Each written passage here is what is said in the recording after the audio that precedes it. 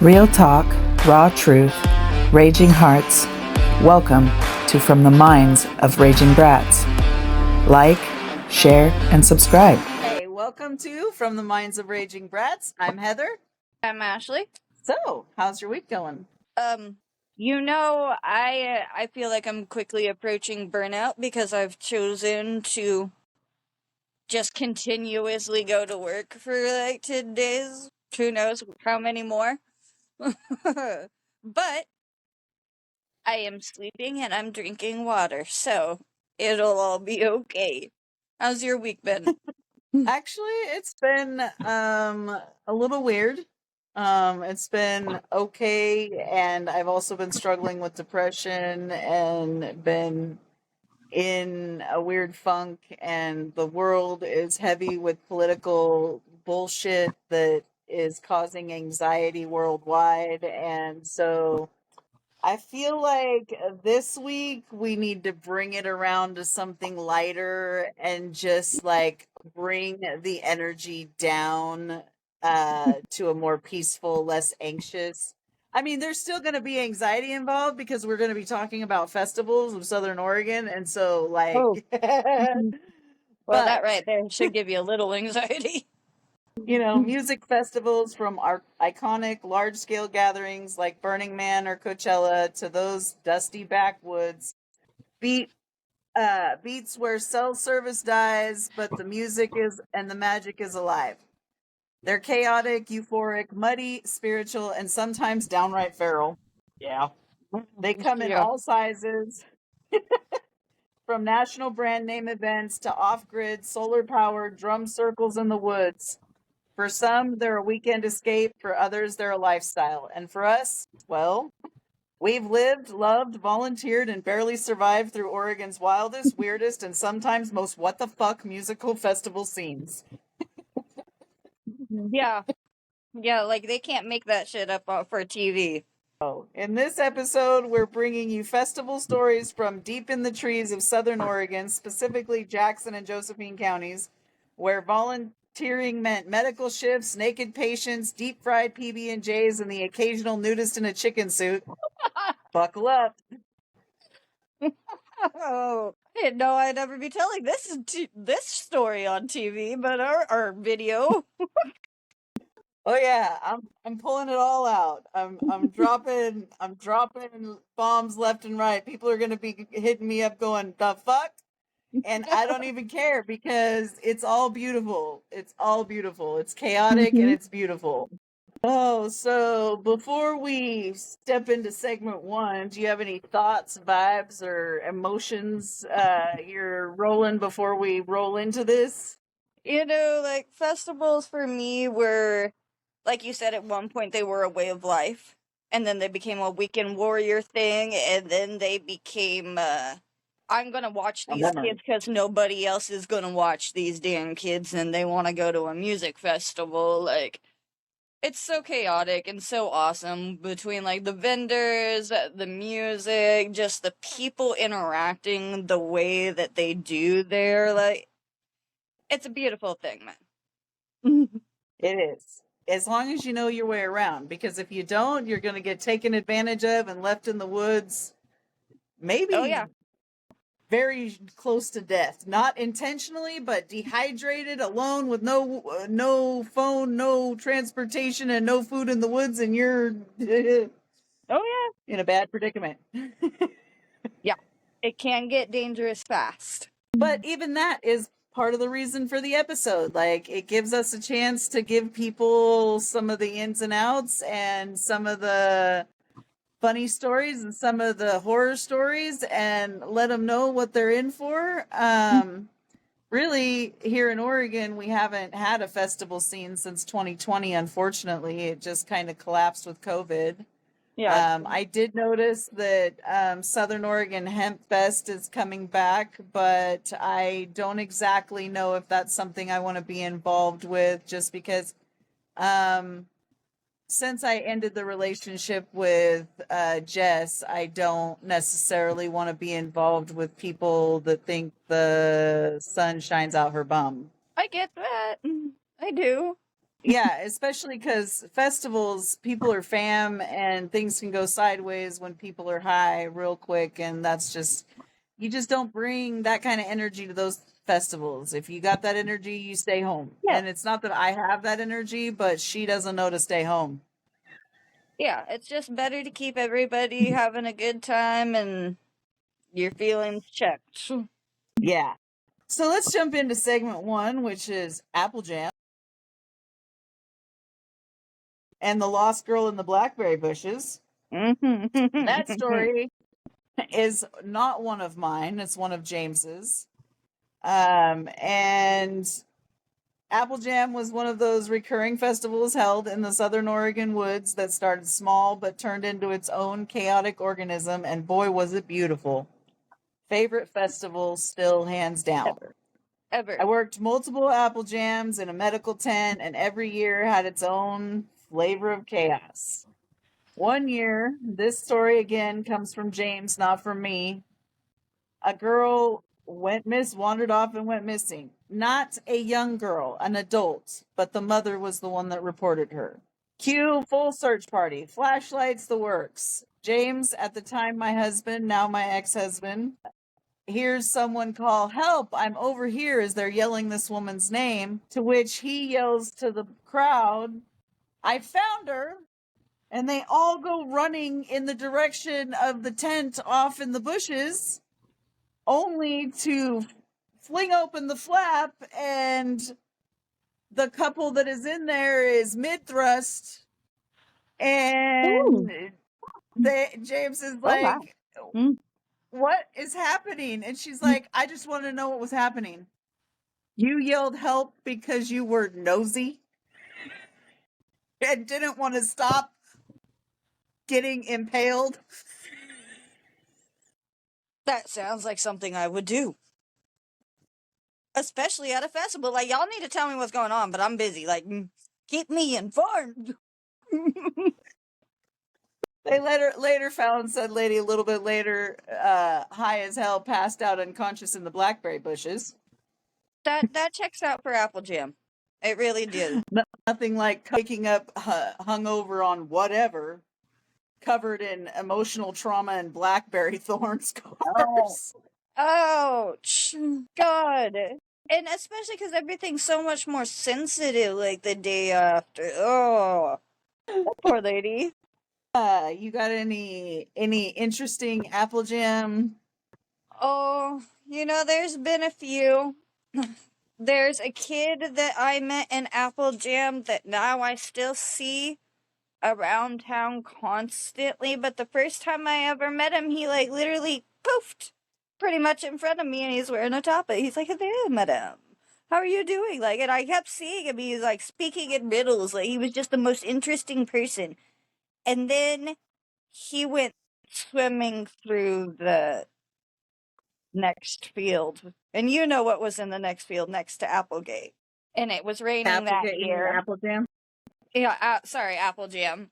But it'd been raining that year, and he decided to freaking swim through the ditches. And he was never right after, man. Like, still cool character, still speaks in riddles, like, but he's definitely interesting. Or, like, I remember the story of this dude. He volunteered at Apple Jam, had no idea what Apple Jam was about, and then proceeded to throw a fit, and he was a volunteer too. Threw a fit because people were smoking on the property, or women were walking around nude, or mostly nude. And he is like, "How is this child appropriate?" And we're just turning to him and we're like, most of us tell us not to, unless you know a wide majority of the people coming here. No, don't let your children come in. Don't let them just wander off. You got eyes on your kids at festivals, man. Like, People that brought their kids to those festivals, myself included, knew what they were getting themselves into, and they didn't just willy-nilly bring their kids. Like, Bear's only been one time to one festival, and that was Apple Jam. Yeah. And there was a reason. It was because we were a little community, and while Apple Jam is one of the what they claim one of the worst festivals in Southern Oregon because of drugs and whatnot that are present, which is true. I'm not gonna lie. I'm not gonna tell a falsehood. That is true. I won't say that they're a but drug video. I don't think it's one of the worst ones. it is. Well, it was back then. It was because there were a lot of things you could get at Apple Jam that you couldn't get anywhere else. Anywhere else. And people would dose people without telling them Yeah. what they were having, Yeah, and unintentionally. there was definitely the merry pranksters. Like, that is something I remember the most about, like, because in the Grateful Dead days, it was also very common to have what they called merry pranksters, and they thought it was hilarious to dose people. In fact, one of our used to be friends, he was a merry prankster. Like, and while I get they have the idea that it's funny and that it's lighthearted and that I'm just helping people have a good time, you do not give something or to somebody that will make them hallucinate, and you know it's going to make them hallucinate. You I don't have know one of how those every stories. person is going to react. I have one of those stories in a later segment because I have lots of stories from Apple Jam specifically. I have stories from multiple festivals, but No. Apple Jam is where I have the most. Yeah. And I have a story later that covers a perfect example of that. Yeah. But moving into segment 2 was the burnt heroin son and the mom who wasn't. That's what we're calling this segment. So this actually was a me story. During that was not that same Apple Jam. I mistyped there. During Apple Jam as well, a different year, on a medical shift, I treated a guy for a burn on his hand. When he first came in, he had several different stories of how he burned himself, none of which made sense. It was a young man that was in his 20s. He was with somebody that was in her 60s or 70s. He said that it was his mom in the medical tent, which fine, whatever. Like I didn't need to know, didn't care, but whatever. Ultimately, we get around to the fact that he actually has this burn, though, because he burned himself while he was heating his heroin spoon. Yeah. Which he also proceeded to show me his heroin setup. Like, I don't understand. But anyways, so I do what I'm supposed to do. I treat the burn. I get them the fuck on. I finish my medical shift. And I forget these people. No. I move on. But little did I know they would come into play again later. They always do. And this is going to tie in kind of two of my stories because this one is a personal story that ties into this one. But it was when I overdosed on mushrooms. Same Apple Jam, right after getting off shift. I sent somebody that I trusted to go get a specific dose from a specific person that we all look to dose us medicinally safely. Yeah. And the person came back with like a gallon size Ziploc, pretty much full of these bigger mushrooms that I'd never had before. I guess they're golden caps. I know now. But I was told it was from said person. So I took one because I was still a little leery. Like, these are really big. This is a lot. This is like 2 ounces of mushrooms. Like, what? And I was taking like one at a time, and I'm dabbing and chilling in my tent like I always do, just vibing in the woods. That's me. I don't need to be out with all the people in the heat during the day. I just need to be in the tent with my dab rig and my book. And then when night hits, I'm out. Mm-hmm. But I'm like in the tent and everybody's giving me shit and I keep taking more and more. Like I'm waiting a half an hour, nothing's hitting. So I'm taking another one, waiting another half an hour, nothing's happening, taking another one. And finally, the person that I trusted says, listen, I told you that was for you. Just take them all. I'm like, really? All of them?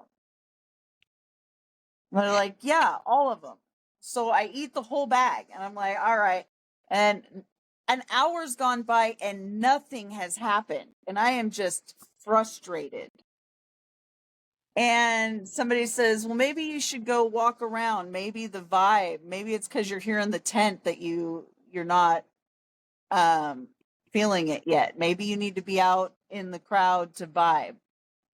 And so I go out and I go down by the stage and I'm like standing in front of the stage for like 10, 15 minutes and nothing. And I'm just getting frustrated. So I decide to wander up to the vendor booths to Shay's so I can say hi to Shay and check out whatever new dresses she's got in there because I love those dresses. And then as we're talking, all of a sudden I feel like this impending doom, like this intense feeling of impending doom. And I'm like, ooh, something's not right. I'm going to step out.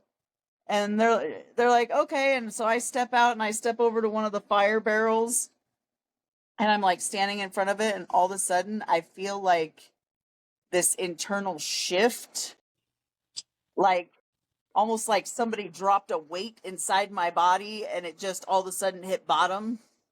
And I'm like, what is happening? Oh shit. And James walks up behind me and we're still together at that time. I pull his arms around me and I'm like, something is really wrong. I need you to help me get back to the tent right now. I can't talk to anybody or look at anything. Just help me get straight back to the tent right now. Right now. This is serious. And he's like, okay, no problem. And as soon as I turn, like in the direction of the stage again to walk back down towards the stage and around towards the gate where my tent is, there is Heroin Homie and his mama. And James goes, oh, wait, let me introduce you to my clamper and his wife. That's a whole hell of a lot of hell not. Fuck that. And in my head, I'm so high, I can't even focus. I'm just pissed now because he stopped to talk to somebody when I can't talk to nobody. And so I did my whatever civilities that I would normally say in that kind of fucking situation when my fucked up family would corner me. And then I was out. Yeah. And I was mad. And I went straight back to the tent and things got worse and worse and worse from there. And at some point, I knew I was going to die. Like, I was like, okay, yep, this is, my psyche had split in 3. It was the most surreal experience I've ever experienced. My psyche split in 3. I was no longer tethered to the earth on astral travel. I had no tether anymore. And I knew that if I didn't get sleep immediately, like within the very near future, that I was actually dying. Like, and I was just like, oh my God, I tell him to go get medical. And oddly, I was like, listen, if you can get me nausea meds and something to knock me out, I can sleep through the worst of this and I won't die. But if you don't, I'm going to die. Like my psyche is fractured. I don't even know how I'm explaining this to you, but just do what I'm asking you. And they did. And I managed to get through the night, so I didn't have to go to the hospital or an ambulance, any of that. But then I didn't come down for 4 fucking days. Yeah, that is not surprising with that amount. And it's also not surprising that you had the feeling of impending dooms because they're gold caps. It's actually what they're most known for. It's either you get a body high but very little visuals, or you think you're gonna die or the world's gonna come to an end, or those are the ones that make you think the government's watching you. I know the government's watching, so they don't have to tell me that. Exactly. I'm not paranoid about it. I'm literally letting it record me right now. Yeah.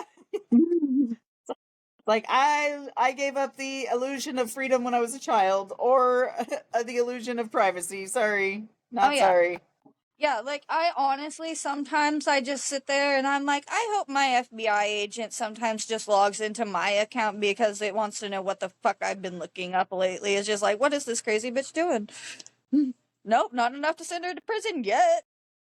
Hey, if I'm right, I hope you're entertained, good sir. Or madam. You got any weird dehydration or overdose stories from Apple Yeah. Jam? So, like, I didn't really volunteer at festivals very much, but I did get the nickname Hydrate, and it's because whenever I went to festivals, I always know there's gonna be some dumbass that didn't bring no food, didn't bring no water, and I'm gonna feel bad watching them die in the field.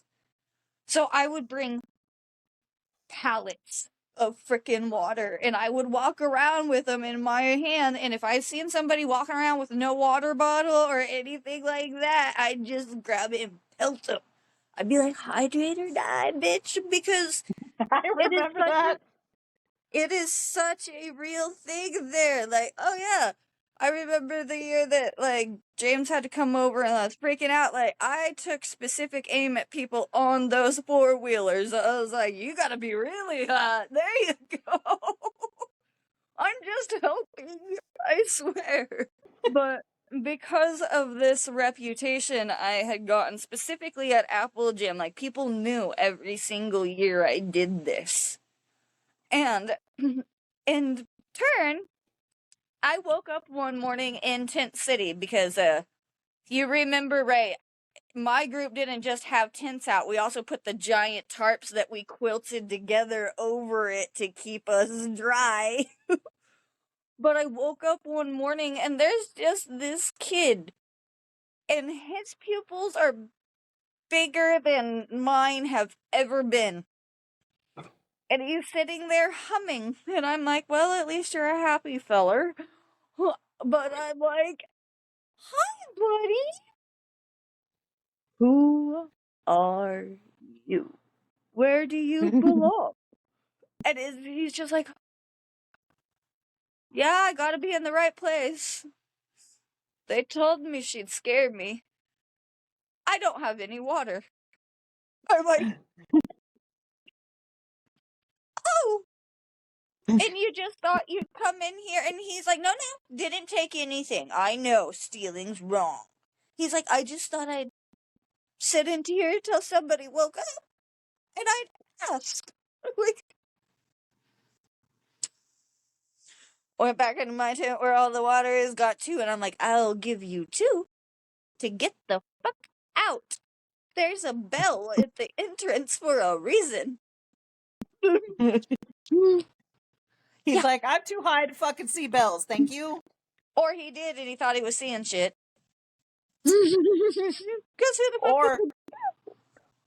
Or he tried to ring it and the sound fucking terrified him. He thought it was an alien voice hollering for him to come home. Oh. Ooh, that could have been it. That's craziness. Like, and one of the reasons, like, I think I always passed out water, I was always willing to get food, because the second an ambulance comes to a festival, it's a different vibe. Especially, like, Southern Oregon festivals, the second the ambulance shows up, the cops are either there or they're watching. And that wasn't the vibe I was going for. I just wanted to listen to some good music, hang out with some friends, wake up to people putting tabs on my tongue and running away. That was one of the good things about med staff. If an ambulance had to be called, the primary was trained to search the body before the ambulance got there, so that they may wake up in a hospital, but they weren't going to wake up with charges too. Exactly. Or And let's just be real, in Southern Oregon, if you're caught with certain things, they can choose to put you on a mental hold. Because they have to make sure that your psyche is okay. Like, even if you're not presenting, like, psychotic symptoms or anything like that, if it's in their system, they can be like, we have to keep ourselves safe. Yeah, I think that kind of shit is why Oregon had the put the law in effect that they can charge you if you have a blood test of something coming back positive in your system, drug wise, that they can charge you as being in possession. Yeah. And apparently depending on the levels, they can also charge you with manufacturing now. I didn't know that one, but yeah. That one's Depending on changed. how high the levels are concentrated in your system, they can charge you with manufacturing as well. That's some bullshit. I'm so glad I don't get in trouble. Even though I don't do those things anymore, I'm glad they can't get me in trouble because my pee anymore. That was some stupid shit.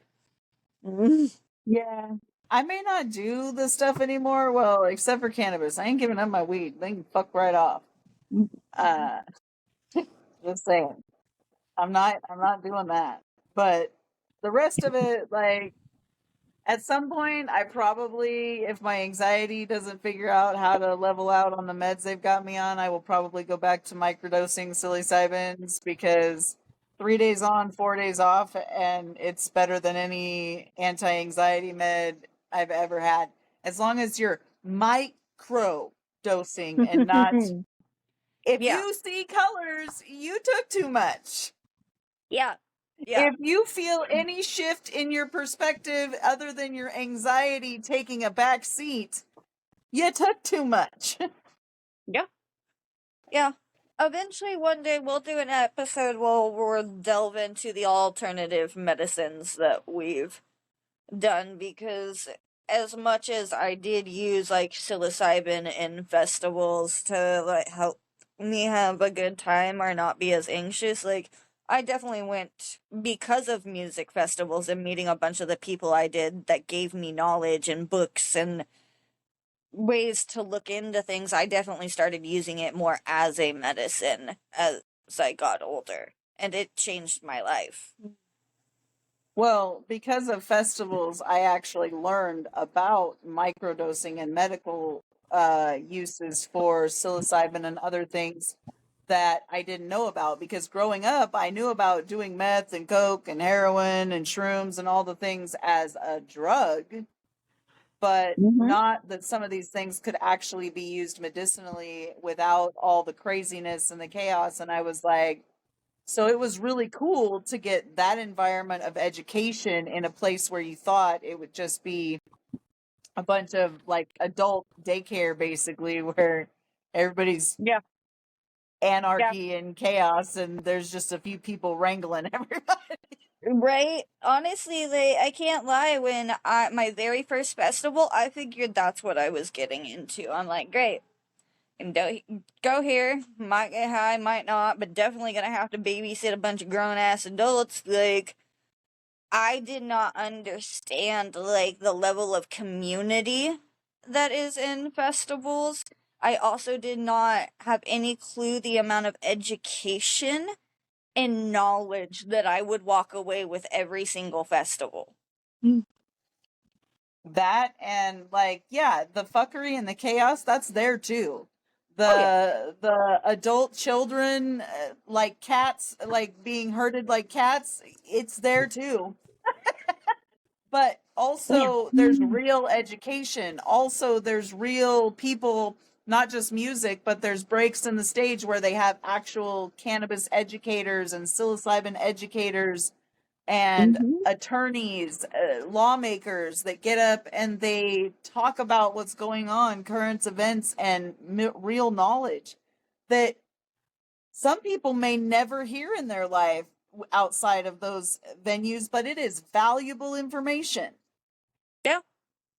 And so, yeah, it's all of that. It's community, it's love, it's chaos, it's all the things. It's also at times gross and disturbing. Moving into my next segment. Especially once you go on the volunteer end of festivals, you see a whole other side of the weirdness. Like, again, I That's haven't me. volunteered. Heather has. We have both of us a lot of friends that have volunteered, and I get to hear all the stories, man. Yeah, I'm moving into one of those. Segment 3, medical mishaps and the dirty kitchen disaster. Okay. So when we get to festivals as volunteers, there is a volunteer orientation. You arrive 2 days before the festival starts. You're setting up, you're learning stuff. If you're a first time medical volunteer, you're being trained first aid, medical response, being trained in CPR. Like you're going through stuff. Yeah. But everybody gets a shirt or a badge or a wristband, something that says your staff, Yeah. Help you be identified. something that when you go on staff, you have to wear. Whether like the t-shirts you're not supposed to wear if you're not on a shift, but if you're on a shift, you need to be wearing a staff t-shirt so people can identify you and get to you quickly and easily, especially medical staff. And so please tell me why at one of the Apple Jams, this lady and her girlfriend, the girl I'm talking about, she was developmentally delayed, and her and her girlfriend were a couple that at this Apple Jam, they ran the volunteer kitchen. They also enjoyed being nude often. I see how that could be an issue. The developmentally delayed lady was on the medical staff. Because just because you're developmentally delayed doesn't mean you can't save somebody's life. Like, Exactly. I just need to put that out there because we're gonna have somebody that's like, why would you have somebody that's developmentally delayed on a medical staff? Because she can learn the knowledge. If she wanted to, she could. But her first shift on staff, she showed up nude. Okay. And had to be informed that that was inappropriate, and then got angry because the festival is clothing only. Yeah, but not when you're on shift.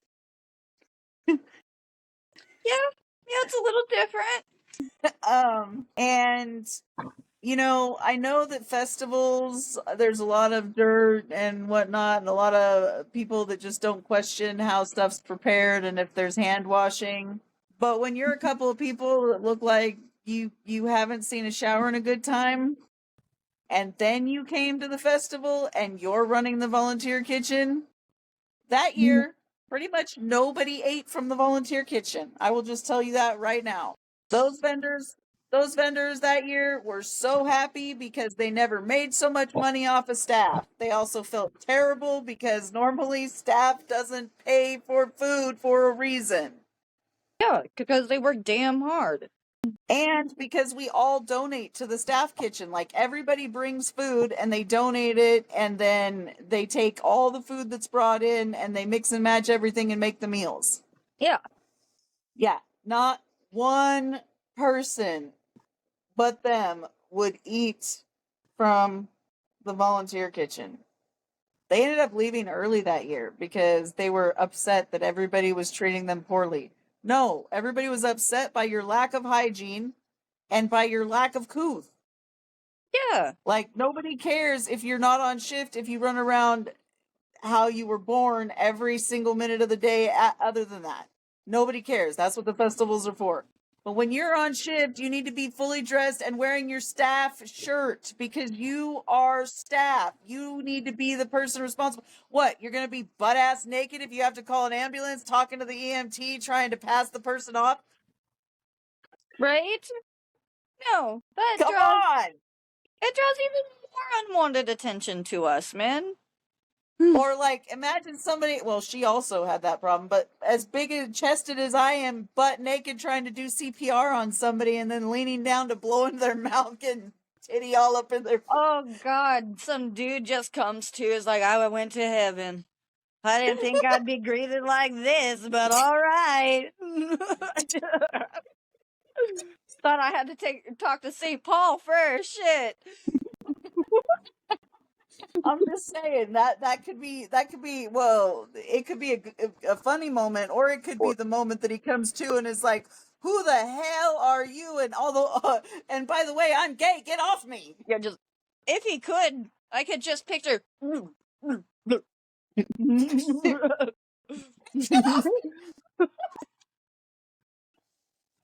That's freaking. God damn it. Oh, I can Sorry. imagine that being a gay man and being very upset. It's like I never willingly did this, and now I'm waking up and being forcibly motorboated. Or some guy waking up with the most joy on his face that he's ever had, and then locking eyes with his wife. Lots of things have happened at festivals, man. I could totally see that being like why they filed for divorce. Oh man, the things that happen at festivals, I'm telling you, it just gets better. I've got more. This keeps going. Segment 4. Bear greets a vagina. Oh shit. This story. Okay. One of my most mortifying but hilarious stories involved my son Bear, who was a toddler at the time. Our medical tent was backed up against our staff kitchen, and one morning, Bear ran in to say hi to one of the women cooking breakfast. She was wearing a flowy hippie skirt, standard festival wear. This is not something new. And Bear, with all the innocent enthusiasm in the world, reaches out to shake her hand, and his hand goes right under her skirt and literally says hi to her badge. Like, "Hi, good morning. How are you?" Yeah, wow. She freaked out for a second, and then we all kind of awkwardly laughed, and now it's a story of mortification and humor for the ages. Yeah, it is definitely a story that our circle of friends have heard, and now that Bear's getting a little older, I definitely notice, like, every once in a while his cheeks start to, like, tinge pink when we start to talk about it. It's almost like we're gonna tell people about this again, so people can laugh at me again. It's like, it's the only way we could cope, dude. Yeah, because that was traumatizing for everybody involved. Yeah, like, for me, you know, like, I started taking quote unquote kids to festivals for a while. Certain kids, not any kid, just to preface it. I wasn't like picking kids up off the street and be like, hey, come to a music festival with me, little boy. Like, I specifically took kids whose parents like took them to festivals when they were younger and just basically let their 13, 14-year-old kids run wild. Yeah, and it wasn't even because maybe these kids did anything wrong. It's a safety thing for me. Why would you let your teenage children run wild when it is the type of festival where there is drugs, there is nudity, there is that nobody's checking your record at the door, man. And once people are high, even if they're scrupulous people, nobody's checking IDs. So if your 13-year-old ends up with some 30-year-old that's high as hell and doesn't even know he's on this planet, and nature takes its course, like, that's a terrifying thing. And it's a real thing that has happened. But, like, I would take these kids and, like, the thing is, people would be like, I swear you didn't have a bunch of kids last year. Why are you wrangling like 5 teenagers? I'm like, fuck you. I know they stressed me out, but I didn't age that much dealing with them in one weekend. But I'm like, somebody's got to show them the real ropes, not just, we're all family here, have a good weekend, and take off. Like, specifically, one of those kids told me I had stricter rules than their parents ever did, and she thanked me for it by the end of the weekend. Because I made sure we were fed, even though other adults didn't know how the fuck they were gonna get fed. I kept them safe, and I made them check in the very little bit that they were allowed to be away from me. It was like a half hour to a 45-minute check-in, and usually when I was doing what I was doing, I had eyes on them the whole freaking time, whether they realized that or not. Or I'd go find another adult and be like, just go see how they're doing, and then tell me where they are. I remember that festival because I remember having this conversation about I have the food. What the fuck? Because I got a call from a panicked parent and had a child at my tent saying, I don't have any food, and I don't have a tent, and I don't have anywhere to be, Yeah. and I came with this person, but now I can't find her, and then 2 minutes later, like, you're walking around looking for said individual, and we're like, hey, we're trying to, and you're like, no, I got this. Like, what the fuck? Yeah, I was like, I brought food and a grill and whatever. The kids are taken care of. Just because that grown person wanted to come here and not provide for himself and thought I was going to provide for him like I do for the kids is not my problem. And by the way, we're at a festival. Go barter, baby. We do it every day out here. Oh, that's a perfect segue into my next segment. Camel Joe and the deep fried PB&Js. Bro, Ooh. I missed some if deep fried you PB&Js. if you haven't been to a grassroots Oregon festival, or no, I should say you haven't been until you've met Camel Joe. This man shows up with a tin pan and a fucking dream at every festival. And I mean every festival. He brings nothing. No camping gear, no tent, no nothing. The clothes on his back and a tin motherfucking pan. And then he takes donations of bread and peanut butter and jelly and oil and powdered sugar and pancake mix. And pretty soon, everybody that donated gets a free sandwich. Anybody that donated supplies. Everybody else at $6 a sandwich. And by the end of the weekend, Camel Joe's got himself a tent with everything he needs. He got food, he's got money, he's got weed, and he's got enough money in his pocket to get a ride back home, which is not close. No. And dude, I just love that guy. Like, what kind of ingenuity to show up with nothing but a rickety ass tin pan that looks like it's from a different century and make your dreams come true. Yeah, and there's been people like, dude, I'll give you a ride, you can use the tent. He's like, no, this is part of the experience for me. Either I have a good weekend, I bartered awesome, or I learned how to not do whatever I did wrong that weekend. I loved him. He had such a positive outlook on it, but he's like, I'm still gonna eat. I'll still be fine. Yes, he did. He ate. And that's the thing is, deep fried PB&Js, they are so damn good. But Yeah.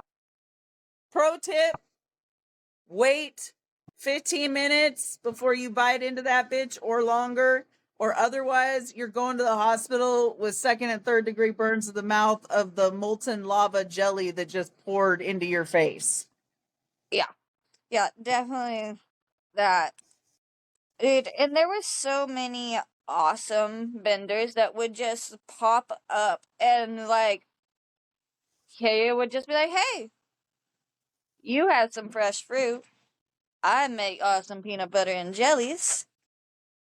Let's trade. Like, and that was the beauty of festivals. Everybody bartered, not just the people like coming in and visiting the festival, also the volunteers, the stands, like everybody. Most of the volunteers came prepared with stuff and extra stuff because a lot of people didn't. But bartering is the name of the game in Southern Oregon festivals, and even some further north, like the Oregon Country Fair. Like, it's the same kind of theme, but on a much bigger scale. Yeah. Like, these festivals aren't just like weekend events or events you go to. They're like life-changing, life-altering experiences that bring you closer to nature and closer to humanity. It's something we really seem to be forgetting about these days. And I just gotta say, that's kind of the point of doing this episode this week is too much fucking heavy bullshit in this country right now and too much division between people. We don't need that. We need to remind people that we are a community and we're fun together. It's when we Yeah. distance from each other that life starts to suck. Yeah. And that's definitely what festivals like helped a lot of us with because it was a physical way to blow off steam. We went out there, we got dirty, we put up our tents, we seen people that we knew we were never going to see until the next year's festival. And you didn't know where they live, where they came from, anything, but the second you seen them, their family, you miss them so damn much and you're happy and you know by the end of the weekend you don't even see them leave. They just poof, just like they appeared. Like, it was some of the beauty of it. It brought us together in a way that I think they are trying to not allow us anymore. They rather us be at homes and scrolling on a phone. They rather us be on a computer, like separating, like instead of being in each other's presence in a positive way. Yeah, and like the whole theme was there was no drugs allowed or whatever. That was in the bylaws of every event, whatever. But the reality is that they made space for people to come and experiment in a safe environment with medical staff and people looking out for other people, where you had food and shelter and water and, like I said, medical staff and, people looking out for each other. Now, did a lot of them have a bunch of kids running around? No, not unless they were usually kids of the volunteers that had been a part of that lifestyle their whole life, or festy kids that like their parents ran booths and went to every festival.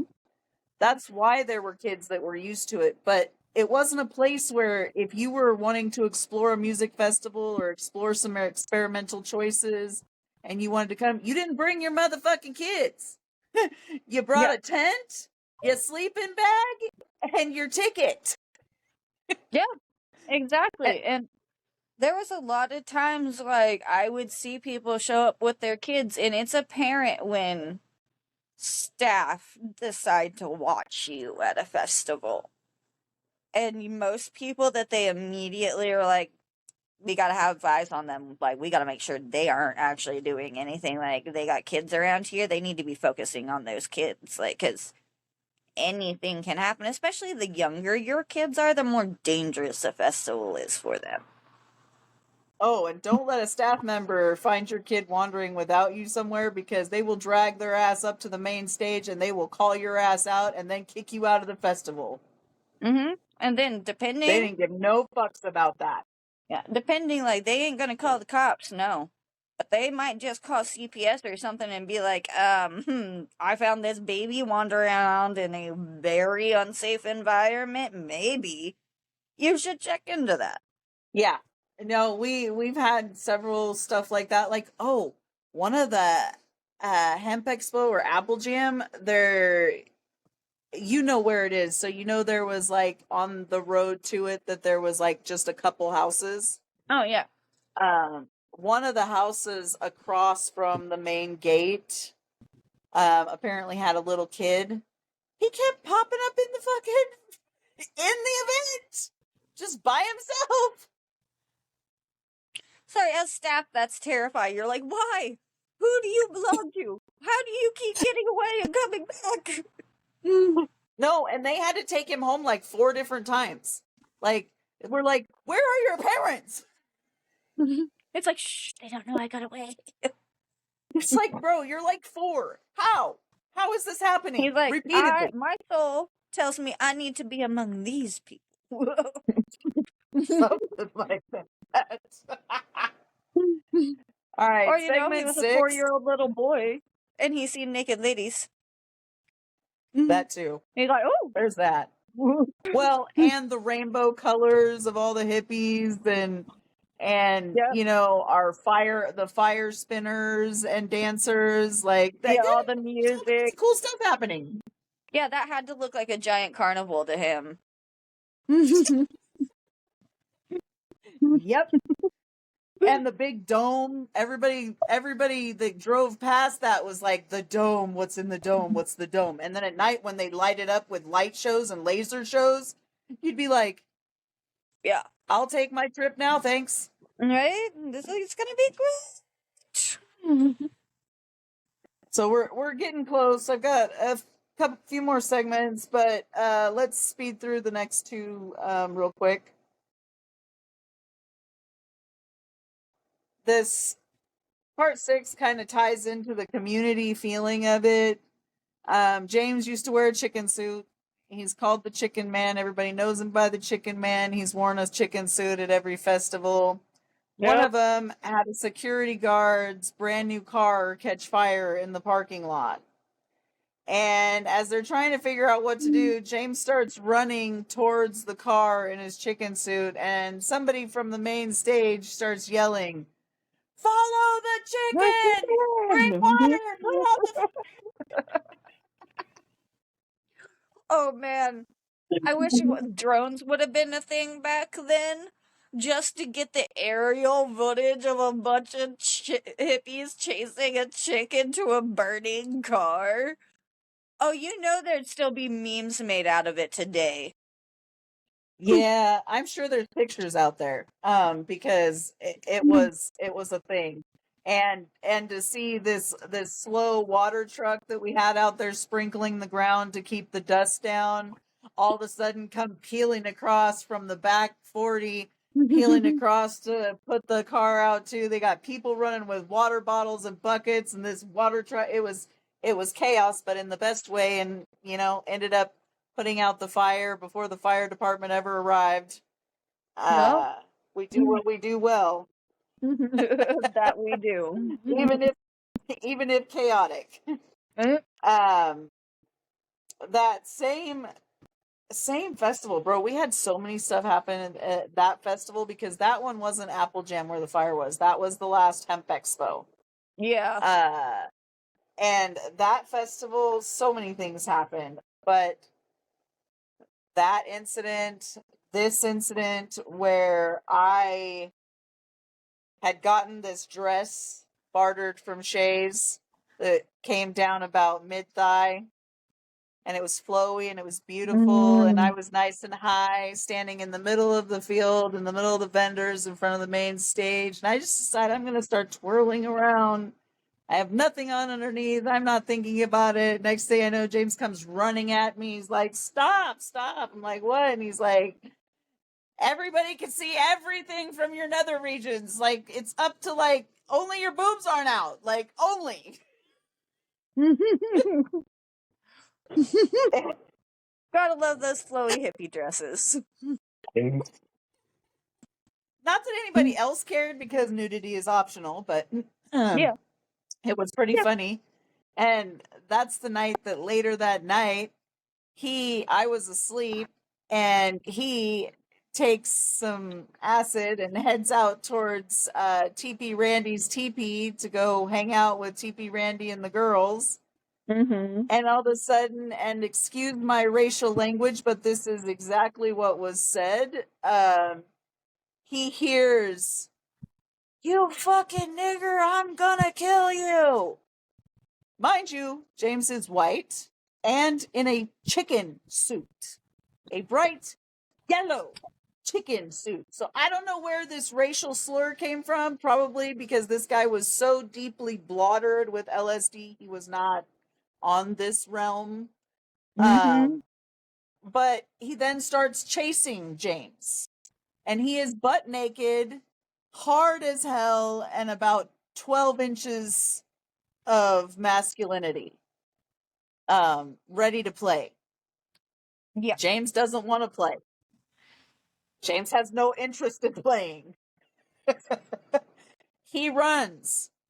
James, when he runs to security, before guy catches James up to security, James runs past this car that these two girls are in, that they've just buckled up, started the car, they're getting ready to leave. They've had a great experience. It was their first festival. They're so excited.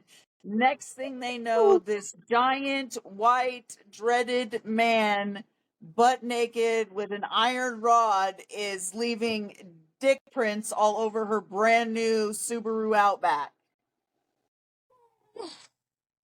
Poor girl.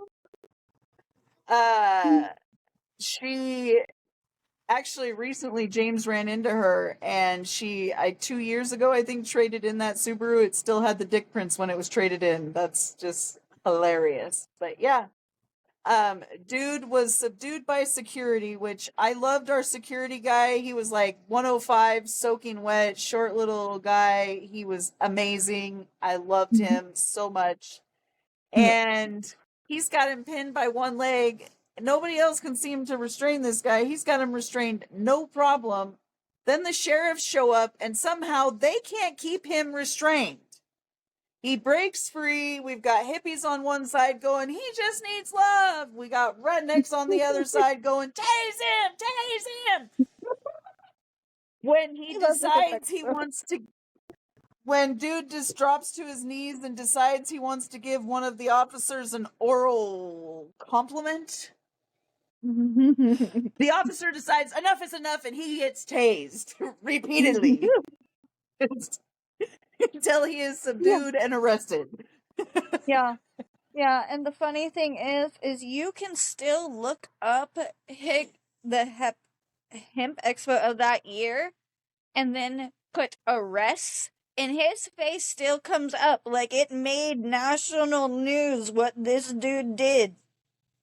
Yeah, he was on MTV News. You can still find the link. Yep. And it's crazy. But that's our festivals, man. They are unpredictable, to say the least.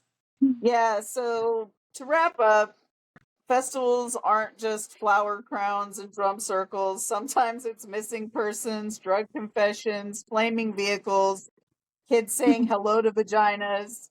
But it's also community, resilience, healing, and the kind of weirdness that you don't find anywhere else.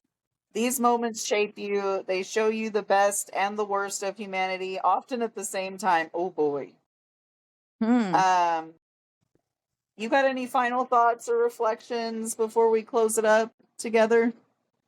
You know, we talked about all our crazy stories at our festivals, but I miss it. I miss the chaos, but ultimately beyond that, I miss the artistry. The musicians that would come together, the people that made their own clothes that had booths, the stained glass from the little grandmas that have been doing it 60 years and are trying to find somebody to pass the skill on to and have a conversation. It is the people that you only see once a year until the glass blowers, bro. those, oh yes, and the glass blowers. And I'm not just talking about pipes or anything. The intricate little statues and things they could just make while they were sitting there bored were phenomenal. And I think it is something that if we could, it could benefit our communities to go back to. I definitely agree that we need to bring them back. The hula hooping, the fire dancing that used to take average women like you and me for months practicing in our spare time, just so that we could go for 3 days and stand in the middle of a field and look pretty doing something that gave us joy. Like, right? That needs to come back. I agree. And,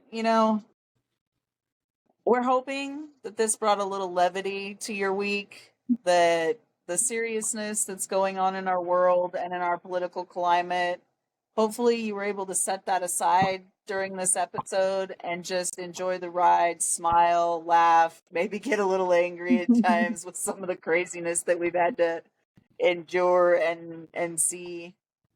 But it's all in good fun and good community, and it's really a big part of what's missing in today's world right now is the community that we somehow lost over COVID. So, with that, let's close it down. Please don't forget to like, share, and subscribe. We'll see y'all next time. Same place, same time. Don't forget, rage Rage responsibly. responsibly. We're also available on Spotify. We said what we said, and we're just getting started. Thanks for listening. Now go rage responsibly. Don't forget to like, share, and subscribe. See you soon.